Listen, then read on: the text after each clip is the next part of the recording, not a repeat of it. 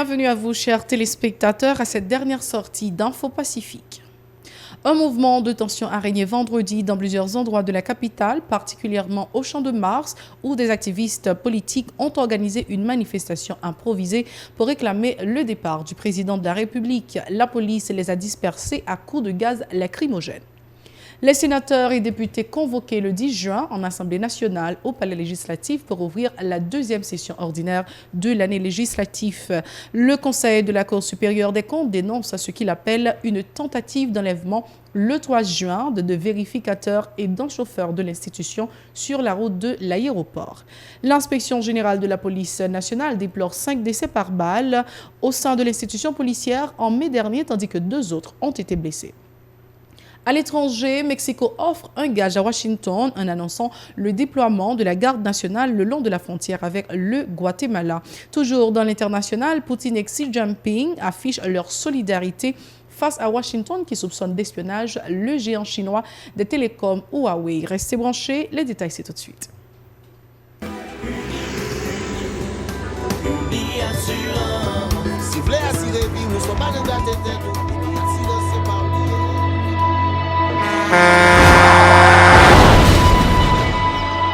En général, moun pa reme pran assurance.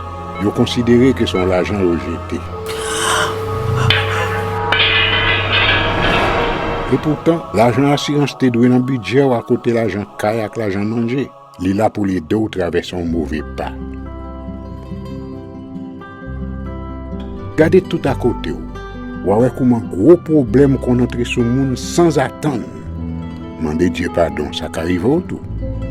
Une assurance dit ou précaution pas capon. Les malheurs arrivés, les faux amis flair saison a fait comme si on pas de jambe connaît ou.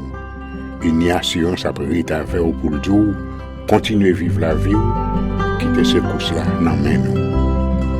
Une assurance. Vivez en toute assurance. Merci d'être encore avec nous pour le développement de ce journal.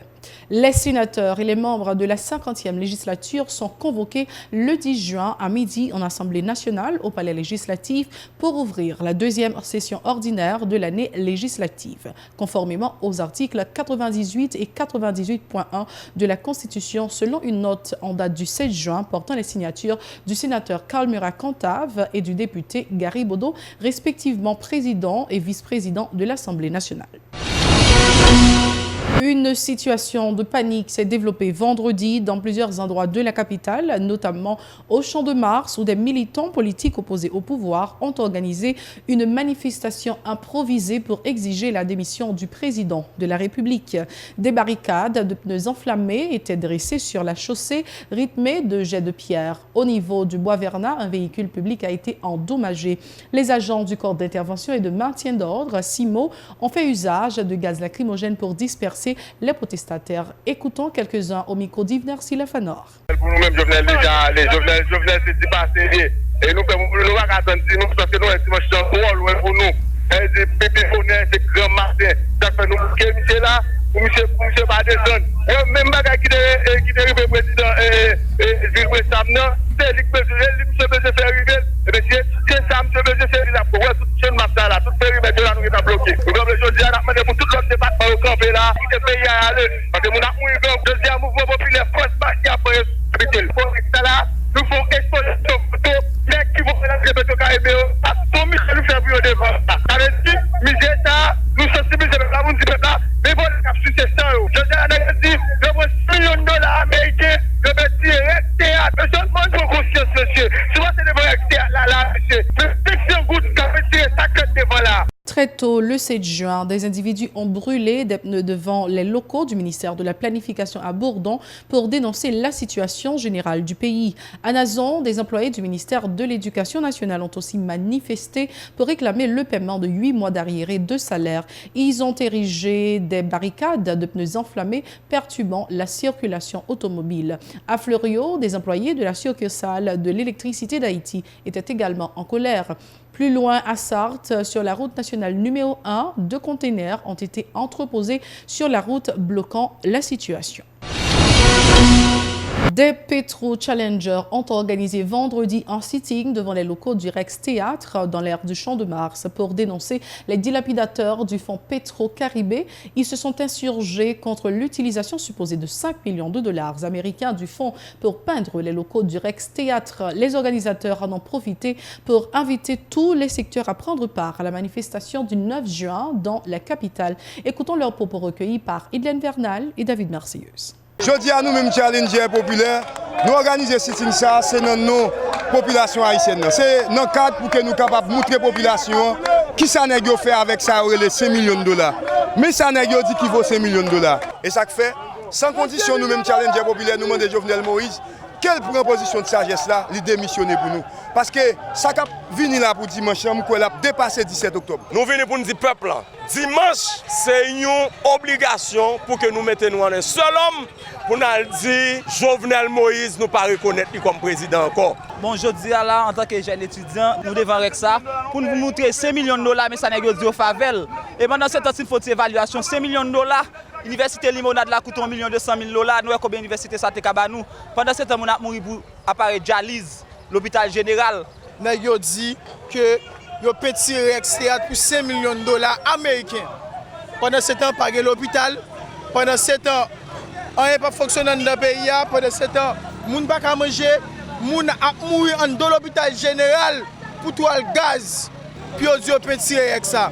Et soit elle demande là, jusqu'à maintenant là, ou bien si moun quand on cherche à voler l'eau fêlé, ça comprendre l'on pays, moun pas qu'à manger comme ça gaspiller. 5 policiers sont décédés par balle, tandis que 2 autres sont blessés en mai dernier, a indiqué l'inspection générale de la police nationale. Les auteurs de ces attaques ne sont pas encore appréhendés, déplore l'IGPNH qui appelle les agents à faire de discipline et de vigilance en accomplissant leurs tâches. Benjamin Jean-Claude, porte-parole adjoint de l'IGPNH, au micro de Mario Sylvain. Eric Garnoël. Nous avons 10 policiers qui étaient victimes.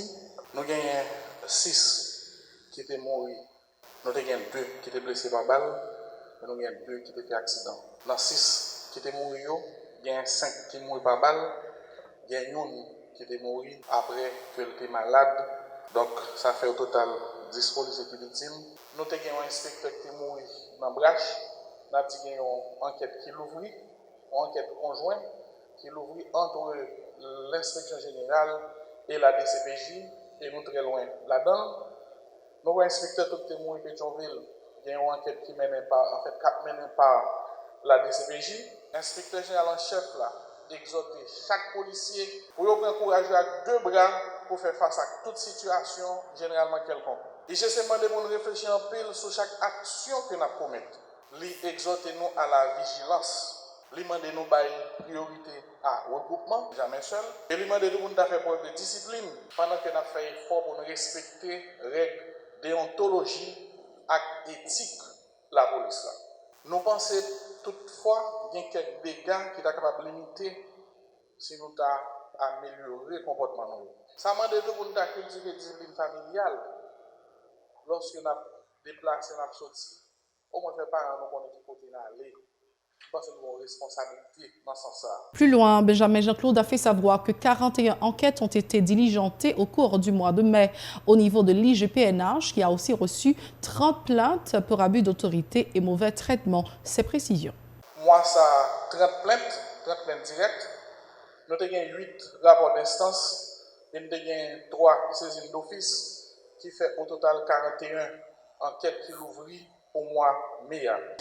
Abus d'autorité, entre autres, c'est mauvais traitement, il y a une libération irrégulière, et nous avons gagné 2 tours pour trouble de possession, et nous avons gagné 2 plaintes pour violence conjugale.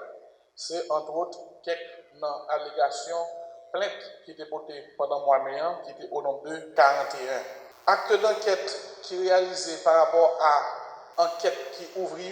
Il était au nombre de 430. Parmi 430 actes d'enquête, nous avons 81 convocations, nous avons 120 auditions, 15 confrontations, 28 déplacements, nous avons 2 médiations, nous avons 12 invitations, nous avons 6 mesures conservatoires, nous avons 6 levées de mesures conservatoires et nous avons 2 mesures d'isolement. Par rapport à actes d'enquête, IGPNH en fait, l'inspecteur général en chef signé et envoyé au directeur général 64 dossiers. Donc, il y a 64 dossiers d'enquête qui sont signés et expédiés au directeur général pour le mois de mai 2019. Pour année, ça a, en fait, pour les 5 premiers mois de l'année, pic lancé en mai, que IGC signé 64 dossiers et envoyé au directeur général. Donc, nous avons une recommandation de 33 suspensions, nous avons 2 mises en disponibilité, nous avons 19 classements. Autre actualité, le Conseil de la Cour supérieure des comptes a indiqué qu'un véhicule de marque Toyota 4Runner de couleur grise et à bord des individus armés ont tenté d'enlever le 3 juin 2 vérificateurs et un chauffeur d'un minibus de l'institution aux environs de 10h30 sur la route de l'aéroport Toussaint-Louverture. Ces vérificateurs allaient effectuer une mission d'audit au niveau de l'autorité aéroportuaire nationale, non loin du rond-point de l'aéroport. Ils ont réclamé la clé du minibus. Au refus du chauffeur d'obtempérer, ils ont tiré en l'air. Des agents de l'ordre alertés se sont rendus sur les lieux et les ravisseurs ont pris la poudre d'escampette. La Cour des comptes appelle la police nationale à assurer la sécurité de ses fonctionnaires et employés sur tout le territoire, soulignant que sa mission consiste notamment à contrôler les recettes et les dépenses de l'État. Selon un communiqué en date du 6 juin portant la signature du président du Conseil, Pierre Volmar de Maizieux.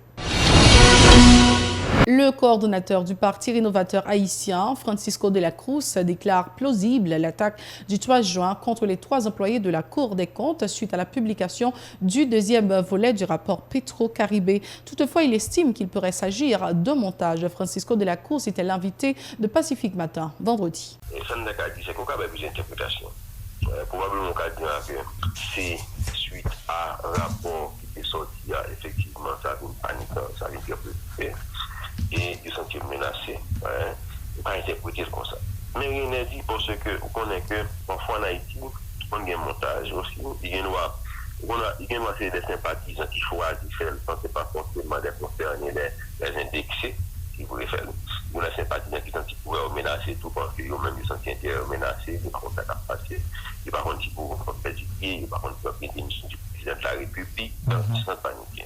Mais il y a rien à dire, même si quelqu'un a fait tout pour démontrer qu'ils sont menacés. Le temps de vous apporter le journal international. On prend une pause et on vous revient. Merci d'être encore fidèle à la télé Pacifique. Voici le journal international. Les autorités mexicaines ont fini par céder aux pressions de Washington en annonçant le déploiement de la garde nationale à la frontière avec le Guatemala, alors que plus d'1 millier de migrants avaient été bloqués près de ce point de passage ce mercredi.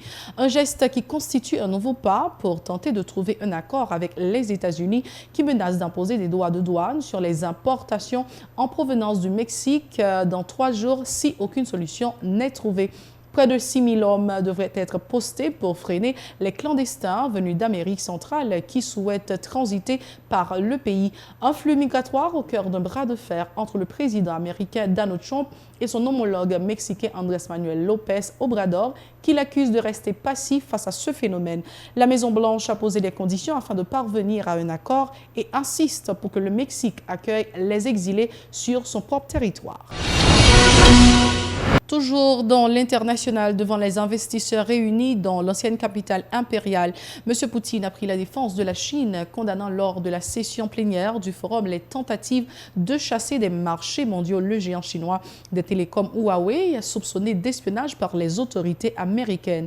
Xi Jinping a pour sa part assuré vouloir partager avec tous ses partenaires cette technologie, accusant Washington d'étendre sa juridiction au monde entier. M. Poutine a enfin appelé à repenser le rôle du dollar qui s'est transformé en instrument de pression de son pays émetteur sur le reste du monde. Le président russe a également critiqué les tentatives américaines de torpiller le projet de gazoduc Nord Stream 2 qui doit acheminer du gaz russe en Europe via la Baltique. C'est la toute fin de ce journal. Merci de l'avoir suivi avec nous. Restez branchés à la télé Pacifique. Bon week-end à tous. Au revoir. À la prochaine.